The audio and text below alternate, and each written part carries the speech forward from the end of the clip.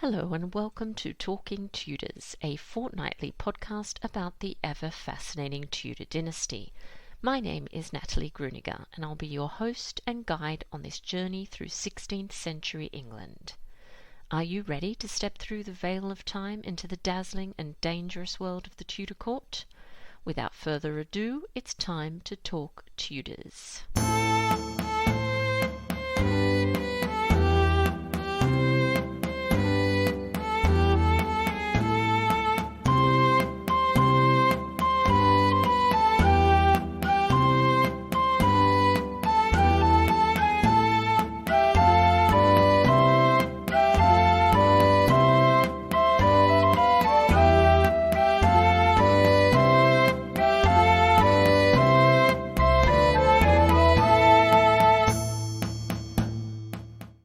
Everyone, welcome to Talking Tudors, episode 172 and the fifth instalment of All Things 16th Century Women. I'm your host, Natalie Grueninger. Thank you so much for joining me today. Throughout August and September, we'll be exploring the lives of 16th century women through a series of podcast episodes here on Talking Tudors and video lectures which will be published on my YouTube channel, so be sure to subscribe. While all the content is free, I ask that you consider supporting the event by becoming a Talking Tudors patron. Please visit patreon.com/talkingtudors for more information.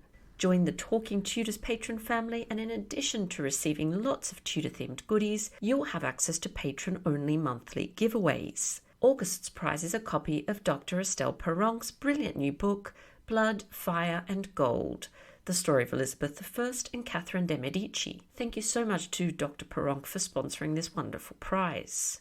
All patrons are also eligible to attend monthly Talking Tudors live talks, which take place on Zoom. These events are exclusive to patrons. You can also support the podcast and share your love of Tudor history with the world by buying Talking Tudors merchandise. There are a number of designs and products available, including phone cases, mugs, notebooks, and apparel. Check out all the products at talkingtudors.threadless.com. I would love to see pics of you wearing or using your Talking Tudors merch, so please do tag me on social media and use the hashtag #ILoveTalkingTudors.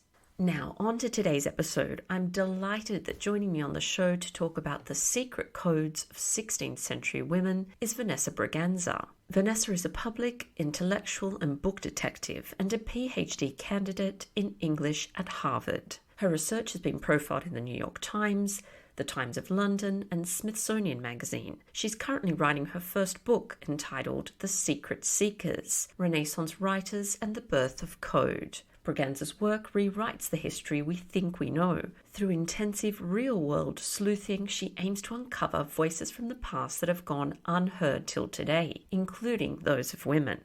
History is not simply a collection of facts, it's a series of choices. It reflects what we choose to see and value. Braganza's detective work aims to expand society's vision of who is worthy of recognition.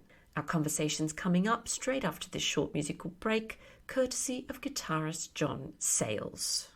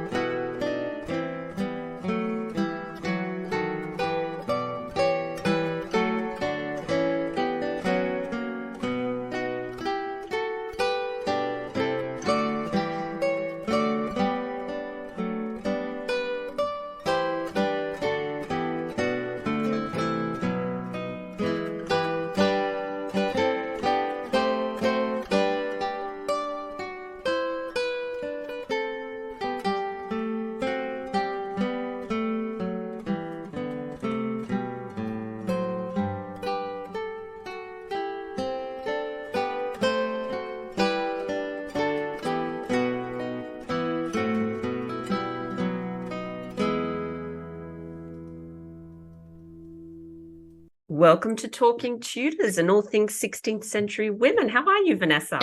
I'm very well, Natalie. How are you doing? I'm good, thank you. I've been looking forward to chatting with you for quite some time now, so I'm excited that we've made the dates work and the times work. So let's start by you just introducing yourself to our listeners and just telling us a little bit about you and your background.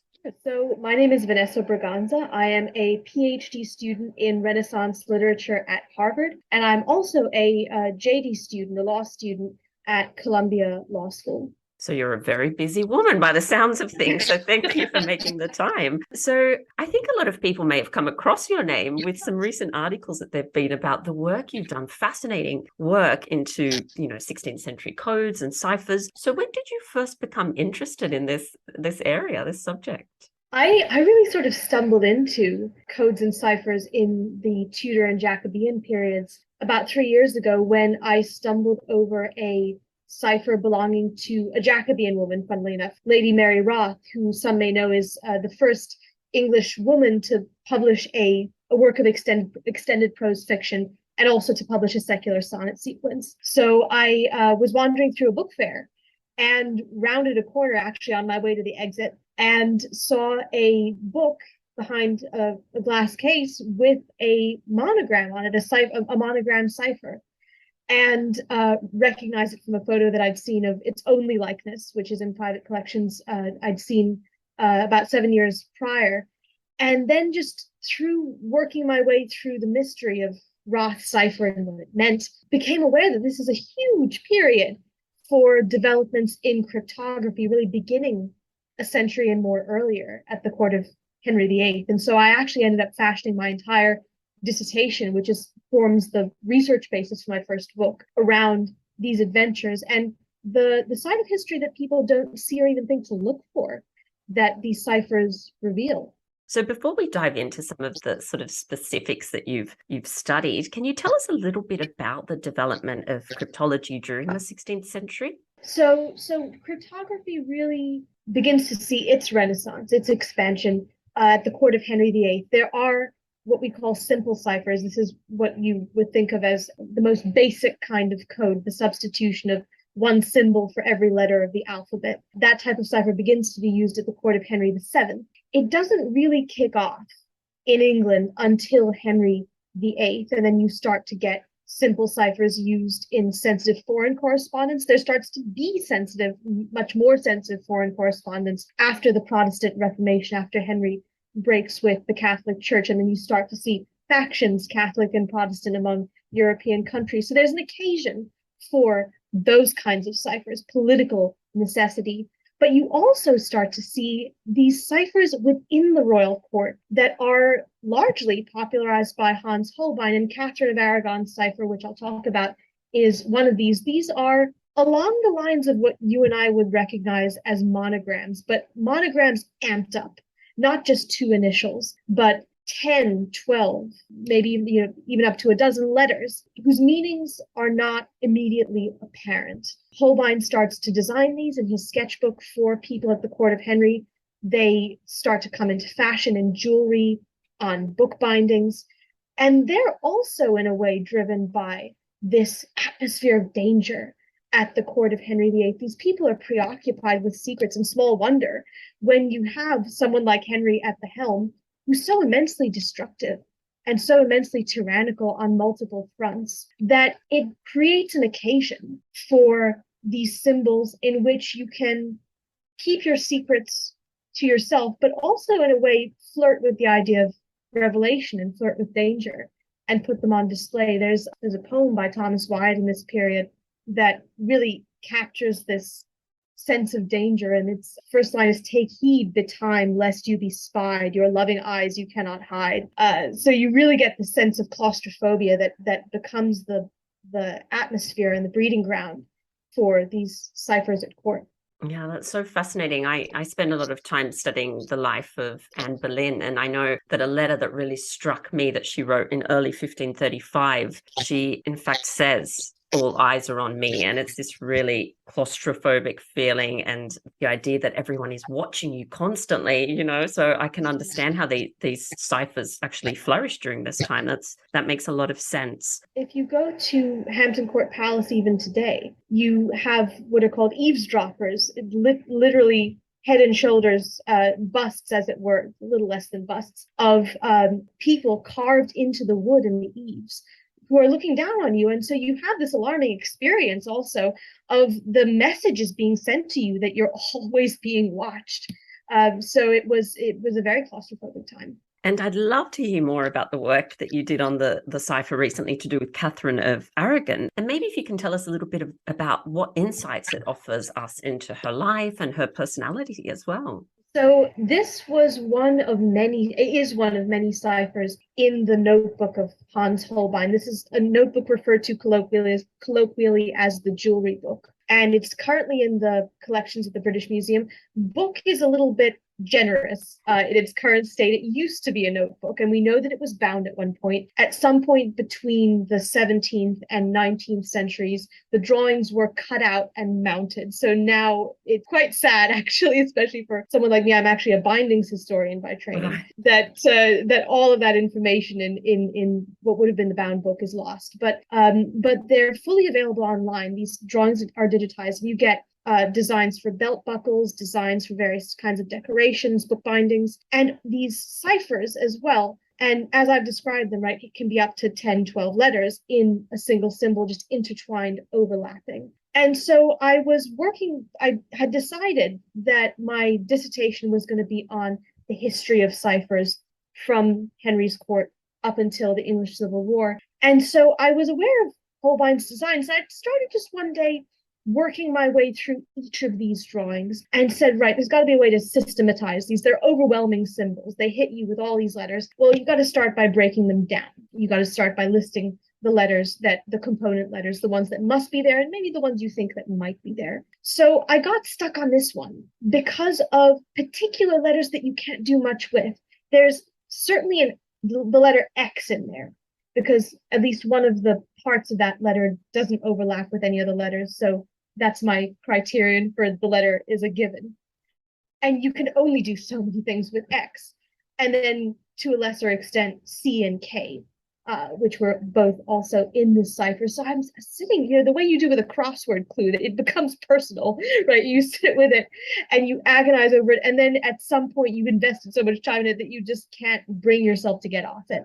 And I was doing this actually in a cafe next to Harvard Yard, where I'm doing my PhD. And I have a group chat, a WhatsApp chat with some of my PhD friends in different fields. And I sent them the picture of the cipher and I typed it, I said, this damn thing, it just won't come together and it can't be with an X. I mean, how much can you do with an X? As soon as I hit the send button, it clicked. And I wrote out all the letters for Henry. I wrote out Henricus Rex, and it did have all the letters for that name. And then I said, right, there are a couple of letters left over, the most conspicuous of which is the K. And I just on an intuition checked to see if I had all the letters for Catherine with a K, and I did. And the interesting thing about that kind of a moment is that it feels very much like an epiphany. It is an epiphany, but it's not an end point. And that, I think, is where it really opens a door. It's just a beginning. So that's really where my adventure with the cipher started, not ended. The next task was to 3 out of Henry's 6 wives are Catherine. Happily, in some sense, Holbein is only alive for Catherine number 1. So that eliminates some complexity for testing this out as a viable solution and figuring out what might be the particulars. And then my next move was to figure out, we spell Catherine of Aragon with a C. And although English spelling is obviously non-standardized in the early modern period, signatures are often static.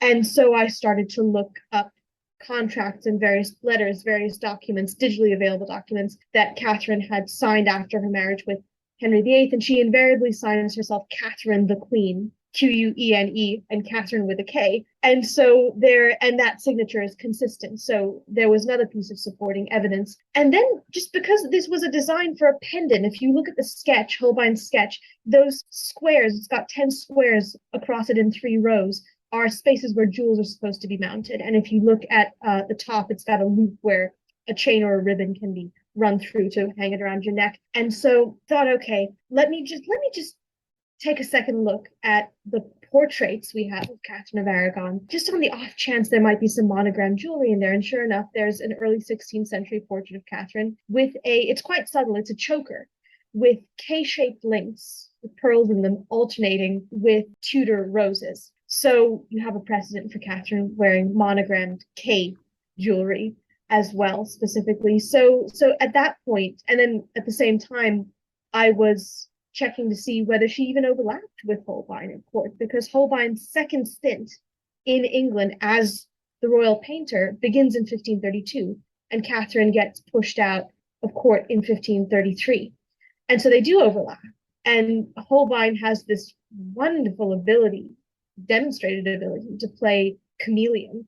This is a man who, it's a pun I enjoy using, I think it really applies to him, enjoys changing his colors, or rather is able to change his colors as the man behind the canvas. Probably the most famous instance of this is his portrait of Anne of Cleves, which goes so disastrously wrong for Anne of Cleves, and the consequences don't seem to touch Holbein. So as a craftsman, he has an effect on political matters without being of an autonomous political value. So the appropriate parties were in the right place at the right time as well. And you have a painter and artist who has this ability to play chameleon by virtue, no doubt, of his own attributes, but also by virtue of his trade. So this is how this kind of a proposed solution comes about to a cipher. The aha moment becomes the gateway to something more. And that's been true of both of the ciphers that I have discovered in one case and rediscovered in the other case. And it's wonderful because it's really emblematic of the fact that these symbols make you view history differently. They're not ends in and of themselves. They are perspective shifting. And then once you've had an epiphany, you go back to what you thought was familiar history, and it rewrites the history for you. And the way in which this cipher rewrites what we know about, or rather enhances what we know about Catherine, is we have a very well documented history of Catherine actively resisting Henry's attempts to divorce her. Her nephew was Charles V, the Holy Roman Emperor. She was in contact with the Pope. We have that documentation. And even to Henry, of her digging her heels in and saying, no, this is my title, even as it was being taken away from her. And so this cipher in the first place underscores that. In the second place, it also gives it a new dimension, a very public dimension, even a facetious, audacious dimension, because it's a pendant and because it was meant to be worn out in public. And that's the beauty of these symbols in a way, is that they're only decipherable to those in the know. And so you can literally wear a secret out in public, if it were ever cast, this pendant, if it were ever actually made, and flaunt it in front of those who don't know how to unscramble it, how to decode it. And that puts a new dimension on defiance. It puts a new flirtation on Catherine's and other Tudors' relationship to danger as well. That is also fascinating. I saw the photos that you posted of your actual notebook and your pictures, and hopefully we'll be able to share some on social media so people can see. And it was just, I love that detective work. I think it's what intrigues me about history, even when you're not specifically looking at ciphers, when you've got your teeth into something, a question, a mystery, and you're trying to solve it. It's that real driving force, and partly why I love what I do as well. So you have also done some work to do with Mary Queen of Scots, another fascinating woman. Tell us a little bit about Mary Queen of Scots' use of ciphers and how she not only concealed messages in kind of symbols and ciphers, but also in embroideries, which is really fascinating. Mary is a woman up to her neck in ciphers, and different types of them. She's imprisoned in England for nearly 2 decades, from age 25 to 45, and I'm 28. I'm a new 28. So when you think about it in those real terms, these are the years of your youth. So much change happens over those years in a person's life. And so we've tended to see her very often in popular depictions and in the popular imagination as a victim. There's very often this sort of Schiller-inspired, and I think it's even antecedent to Schiller, relationship of Mary Queen of Scots to Elizabeth I, which often has a substantial component of physical beauty, and Elizabeth, the sort of old hag who is powerful and envious of, and therefore punishing, the beautiful young Scottish queen. And it's about so much more than that. Both of these women, both of them, were dealing in ciphers. Both of them are incredibly politically shrewd and playing this chess game that's partly channeled through ciphers, in which you have to be at least one step ahead of your opponent. Mary had been angling at the English throne for quite a while, and that had been a long source of contention between Mary and Elizabeth, that she had actually incorporated the Tudor arms into her own coat of arms. And Elizabeth had been back and forth with her via ambassadors and correspondence to remove the Tudor arms, because it was more than a tacit claim to the English throne. So Elizabeth finally, when Mary flees to England to escape the rebellion of the Scottish nobility, Elizabeth imprisons her, and there she sends ciphered letters, some of which remain undeciphered, actually, and all of which are in England's state papers, to various allies in Scotland and France and elsewhere. And so those ciphers, that trove of letters, which really, aside from the Babington plot, which is the couple of ciphered letters that ends her life, people haven't really taken a dive into. And as a whole, they really recharacterize Mary. They recharacterize the terms of this engagement with Elizabeth and recharacterize Mary as a real political contender, circumstances notwithstanding. This is a woman who is incredibly storied. Part of that is within her own lifetime, storied as the loose and promiscuous woman, because she was married by James Hepburn, Earl of Bothwell, who assassinated her second husband. And so she became very quickly storied as a loose, promiscuous woman. The casket sonnets, which she supposedly wrote, now scholars rightly really doubt her authorship of those sonnets, supposedly declare her love for Bothwell. So she's this romantic figure. In reality, she's this incredibly incisively intelligent figure, and endlessly ambitious, and someone who went through an ordeal that pushed that ambition and life force really and to the breaking point. Her poems in her prayer book that she wrote towards the end of her life are really very hollowed out. She's been through 20 years of this and more at the hands of Bothwell, at the hands of Elizabeth. So her body of ciphered letters really recast her as a powerful political contender, as opposed to a romanticized figure, which has long been the reputation. And these monogram ciphers, as monogram ciphers often do, I found, they let us into a bit of her emotional experience. This is the interesting thing about those monogram ciphers, is that once you unscramble them, you begin to understand the occasion for creating them.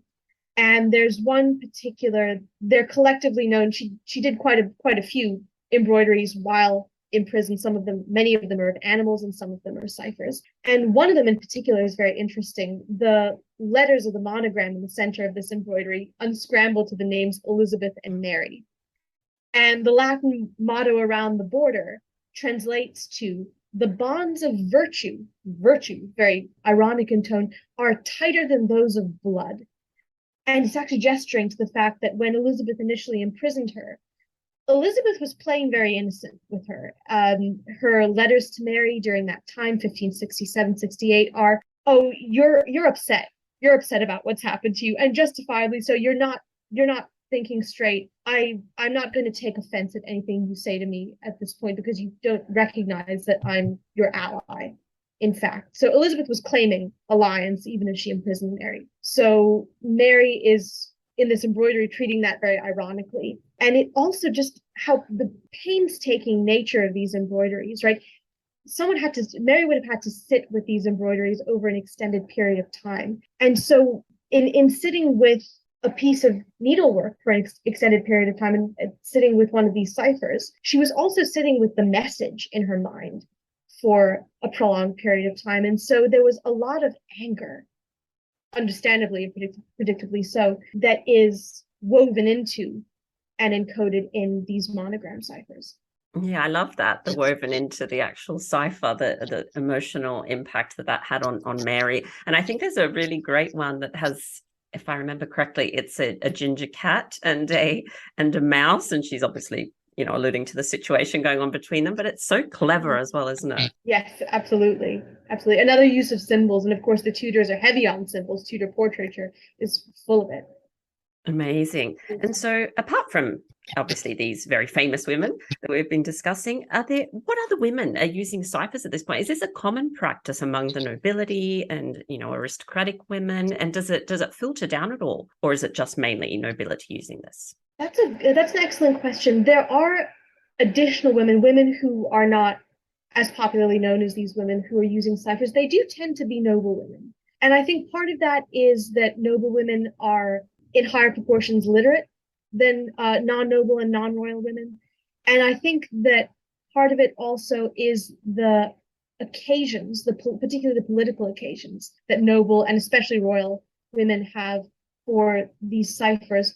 A couple of examples, actually one example that's going to contradict what I've just said.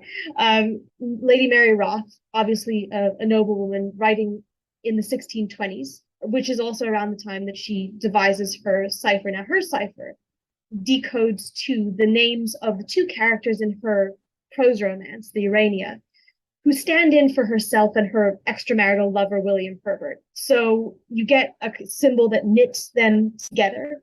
And then on the second book on which it occurs, the book that I found at one of London's rare book fairs, it seems to be an ownership mark for her son, which is very intuitive if you think about it, that any child represents an intertwining of their parents. So there's an example of a noble woman. A non-noble woman, albeit someone in the service of the crown who also uses ciphers, is Aphra Behn, who is commissioned by Charles II, so way fast forward to the 1690s and the Restoration, when the English monarchy is less secure in itself following the Civil War and the execution of Charles I. And there is war between England and the Netherlands. So at that point, Charles II hires Aphra Behn, who's otherwise known as Agent 160, was actually her pseudonym or her code identity, as it were, to travel to the Netherlands and to persuade one of her coincidentally former lovers to turn spy for the English. And so some of her correspondence is in simple cipher. Charles I's queen, Henrietta Maria, was writing in cipher as well. In fact, some of her correspondence was strategically unciphered, because at that point, by the 1630s and 40s, ciphers had become so widespread that people were expert at decoding them. The first real spy network is under Elizabeth I, so you get a massive expansion in ciphers. And Henrietta Maria actually would plant false information in unciphered letters in the hopes that Parliament would soak up the false information that was provided as a kind of low-hanging fruit. And so as ciphers become more commonly used, you also get unexpected riffs on, where is the real information located and where is the false information located. Yeah, that's so interesting. And I was just thinking, in terms of learning how to create ciphered letters, did you come across information? Is this something people are being taught? Do you always come up with your own code, or just that sort of thing? Sure. So it's less about learning any particular symbols and much more about learning patterns and algorithms. So you could use any symbols you wanted to. You could use the letters of the alphabet and substitute A through Z for a different combination of A through Z, right? So A could correspond to F, B could correspond to G, and so on down. So it doesn't really matter what symbols you use or what numbers you use even. What matters is your grasp of how infinitely you can vary correspondences and algorithms. So the most basic unit of ciphering is just simple substitution, right? A corresponds to this symbol, B to this symbol, but then you can riff on that. And you can change the correspondences according to a fixed formula. So say I'm sending you a letter and I decide every 7 alphabetical letters in my document, I'm going to shift the correspondences by 2 characters clockwise on a vol bell on a cipher wheel. You would have to know that. So that's called a polyalphabetic cipher. It's actually the basis for the Enigma code that the Germans used in World War II. The only difference is that was on a machine, so it was a lot faster. You can even hide one message within another ostensible message. So I could send you a recipe for pot roast, and there is a message hidden inside. That's called steganography. And at that point, that's much trickier because it looks like something else. It doesn't look like a ciphered message. So you have to be picking up on the fact that maybe every other letter, if we're doing something simple, every other letter spells out a hidden message. So this was really a question of human ingenuity. There's a German monk called Trithemius in the late 15th century who says that you can never really master the art of ciphering because you will always know less than that which you have not discovered. There's always more to discover. It's kind of, as a law student, it's kind of like the logic problems on the LSAT, actually, that you can always increase the complexity of the patterns. And so you just have to practice it until you gain a facility with dealing in patterns. So you mentioned there steganography, and that was something when I was doing a little bit of research into your work and just in general ciphers and this kind of area, I came across that. Can you tell our listeners what that actually is a little, go into detail a little bit more and how it was used during the Renaissance period? So this was one of the more elaborate forms of ciphering. It was invented in 1499 by the monk I mentioned before, Trithemius, who published what he claimed was a book of spells. And in the introduction, he said, I've discovered a new method of sending secret messages, secret communication. Unbeknownst to anyone, there are aerial spirits all around us. And if you know the spells, you can channel them and send secret messages via these aerial spirits. And then every chapter proceeds to provide the spells by which you're going to, and also a description of the personalities of each of these sets of spirits that can help to send different types of messages. The reality was, and this cracked me up completely the first time I read about it, is that those spells are just fairly obviously nonsense words, and according to a different algorithm for each spell, there is a hidden message inside in a combination of Latin and German. So that those messages actually tell you how to cipher, right? So I think the first one is take the first letter of every other word and implicitly encode a message in the first letter of every other word. And so what Trithemius is actually doing is not dealing in black magic. He's actually writing a cryptography manual in cipher, which and fully knowing that most readers are going to look at this and see the directions here. Go outside when the planets are aligned and face east and keep saying these words until the spirits appear. And it's really humorous as well. I mean, one has to think that Trithemius probably had an excellent sense of humor. It's a great joke, great practical joke. So how that mode of hiding one plain text within another, right? That's what steganography is, that you have what appears to be a spell, and in reality, there's something else hidden inside. So quite different from one of Mary Queen of Scots' ciphered letters, which looks like a page of symbols. You know there's something hidden inside. So then how this comes to be used is actually still kind of up for grabs in the Renaissance. We know, for example, that Elizabeth I's court astrologer, John Dee, was a reader of Trithemius. His hand-copied manuscript of Trithemius' steganography is in the National Library of Wales, recently acquired. And so we know that he read Trithemius, and the question becomes how much did he know? Because John Dee famously wrote a book called Actions with Angels, in which he writes out some of what he calls angel language. Now, is this another case of Trithemius' spells where there's something hidden inside? Well, cryptographers have actually tried to work this out, and Dee's angel language fits the profile of a polyalphabetic cipher. The trick is that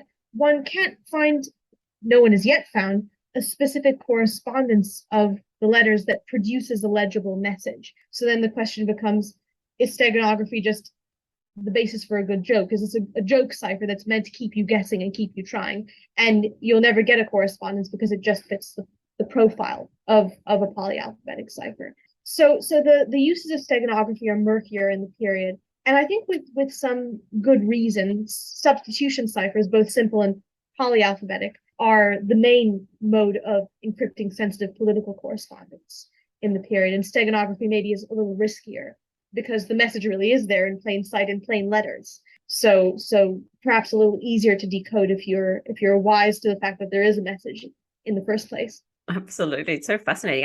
I can sense myself falling down some deep rabbit holes thanks to these manuscripts that you're talking about. So you strike me as a person who loves mysteries. What other historical mysteries have you worked on or investigated?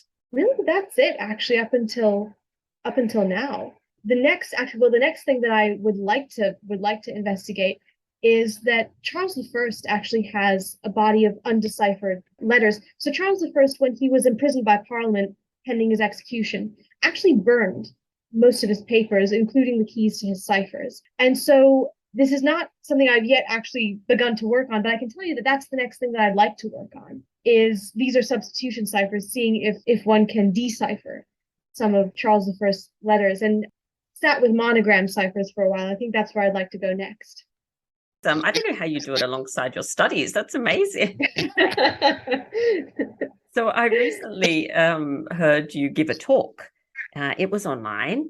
Did you want to tell us a little bit about that? The one where you said something along the lines about symbols and ciphers have the power to liberate people's voices. And I loved that. I just thought that was such a wonderful way of putting it.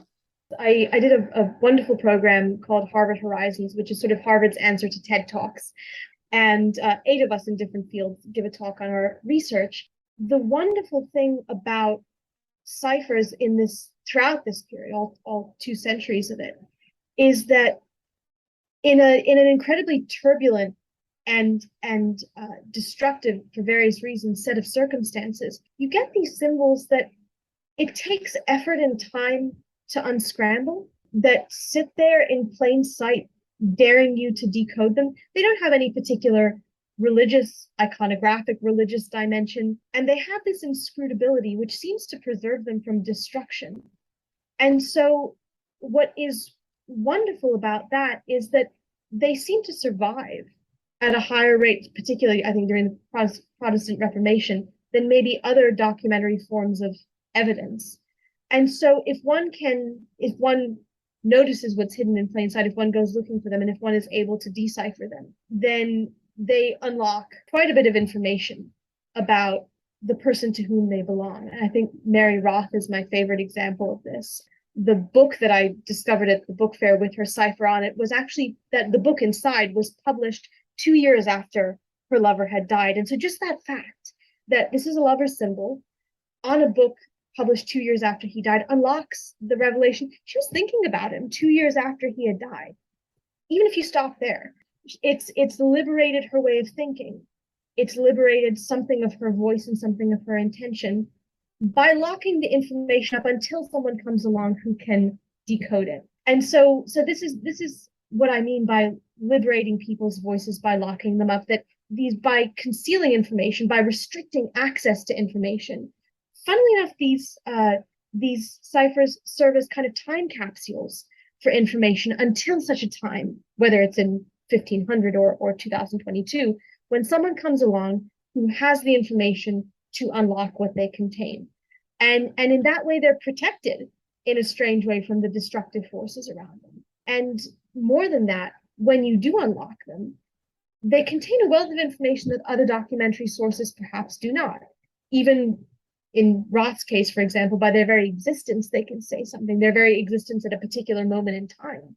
So it's a paradox, right? They lock up information, but they liberate people's thoughts and people's voices in a really incisive way. Well, I imagine that there's lots of people listening that are now inspired to go and do a little code breaking themselves. So I love it. I encourage it. So what advice would you give to people that have a mystery in front of them and they're hoping to decode the message? Do you have any advice or any steps that they might take? So the first piece of advice would be something that one of my undergraduate book history professor actually said to me and in the class I took with him, which is put yourself in the path of discovery, which is to say that believe that discovery is possible. So much of what these ciphers give us is a new way to look at history. It's not a set of facts that is decided upon that you just receive and consume. History is not finished. It's certainly not finished with us. So believe that there are things to discover and really indulge that impulse is the first thing I would say. The second thing I would say, particularly if you're dealing with something like a monogram cipher, is when you're making a discovery and when you're dealing in this sort of density of information, these symbols are designed to be overwhelming. So often when I show someone a monogram cipher for the first time, they're like, and the first question I always have is, what are the letters in here? You start with something just very foundational. Which letters are in here? And people very often will say, oh my God, I don't know.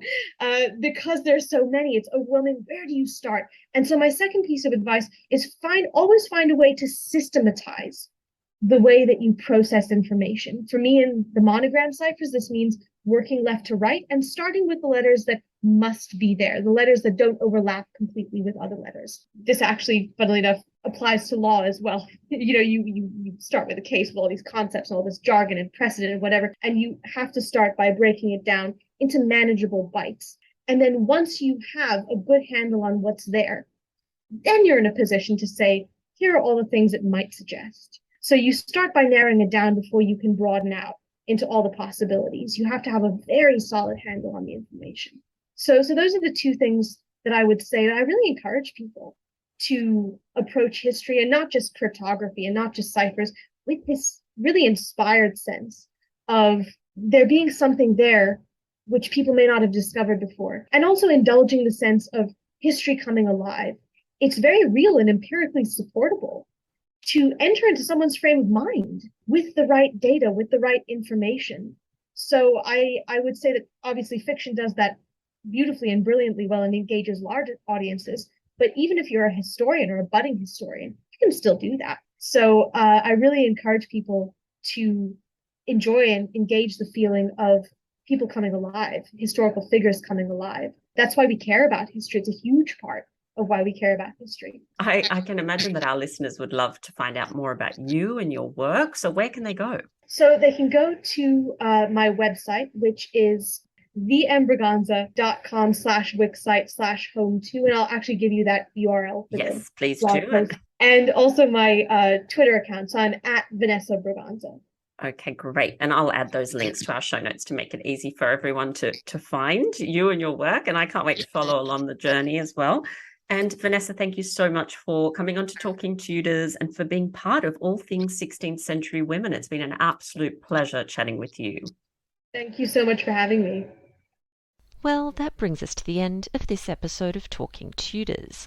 Thank you so much for joining us. I absolutely love to hear from listeners, so if you have any comments or suggestions, or just want to say hi, please get in touch with me via my website, www.onthetudortrail.com, where you'll also find show notes for today's episode. If you've enjoyed the show, please share the podcast with friends and family, and don't forget to subscribe, rate, and review. I also invite you to join our Talking Tudors podcast group on Facebook, where you can interact with other Tudor history lovers and hear all the behind-the-scenes news. You'll also find me on Twitter. My handle is On The Tudor Trail, and on Instagram as The Most Happy 78. It's time now for us to re-enter the modern world. As always, I look forward to talking Tudors with you again very soon.